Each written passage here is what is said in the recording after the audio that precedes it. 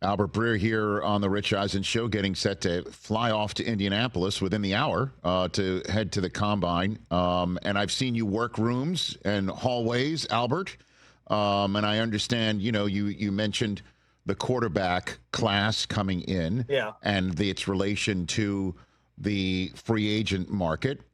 Outside of that, what's the first answer you're going to want answered when you see a decision makers in the Combine and you work a room and you're working a hallway? What are you looking to get an answer to, Albert? What position is Travis Hunter going to play? Okay, go for it. I just think he's the most interesting draft product. I've covered the league 20 years. This will be my 18th Combine. I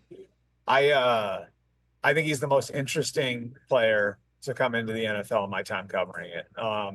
I did a big column that went up this morning previewing the class and the Combine, and I had our mutual friends, Daniel Jeremiah and Todd McShay as the voices in there.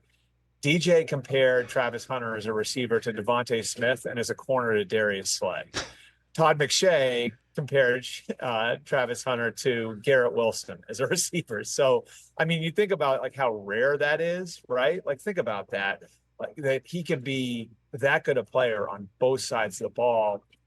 So, I think going into this, I think most teams look at him and say, we'll have him as a corner and we'll package him on defense, which, by the way, is how Colorado used him. Colorado played him full-time on offense, but he was doing his meeting time, his practice time. All of that was on defense.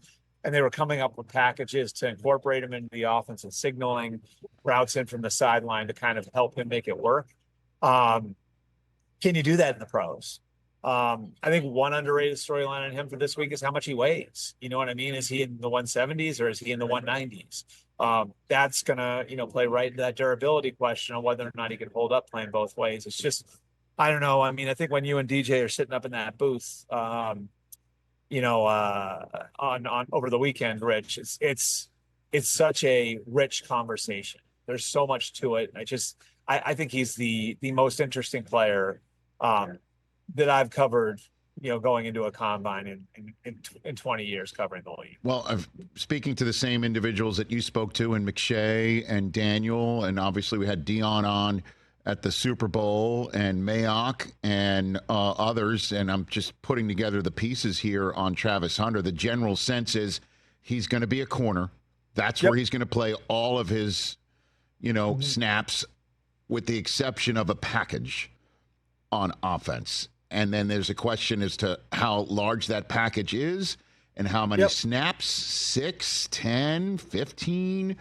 And that's the general sense, because as Dion said, there's no way a coach in the NFL can have somebody who can take half the field away on defense and be the best playmaker on your offense standing next to you when the offense is out on the field. That is the way Travis Hunter is coming into this league. That's the general sense I'm getting on this. Yeah, it really is crazy. And, it's a great credit to the kid, too. Obviously, natural ability plays into this. There aren't that many people that can pull this off physically, if there have been any, in recent years.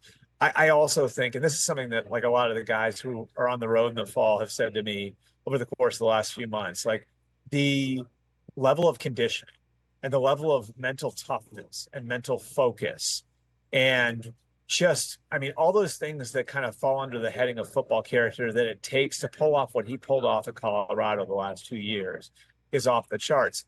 We always talk about how, like, the interview is so important in getting to know the kid and trying to figure out who he is. This kid is almost like he doesn't have to do that. Just like, look at what I just pulled off. You know what I mean? You want to know how I'm going to fit in. You want to know what I'm willing to do for the team. You want to know how I condition and how I work. You want to know how locked in I am on the mental side of the game. Take a look. It's all right there. You know what I mean? Like, so I think that's the part of it that Travis Hunter probably doesn't get enough credit for, is exactly what it takes beyond just physical ability to pull off what he just pulled off. Again, conditioning, mental toughness, mental focus, all of those things to do it and do it at the level he has is just mind blowing. And so, someone's going to get a really good football player. I don't know exactly what it's going to look like his rookie year. I'd imagine maybe, like they kind of work it up. Like it starts with a little on offense and a lot on defense, and then maybe you start to work up the offensive side of it. But I'm fascinated to see how it plays out. Catch the Rich Eisen Show every single day on the Roku channel, 12 to 3 Eastern, for free.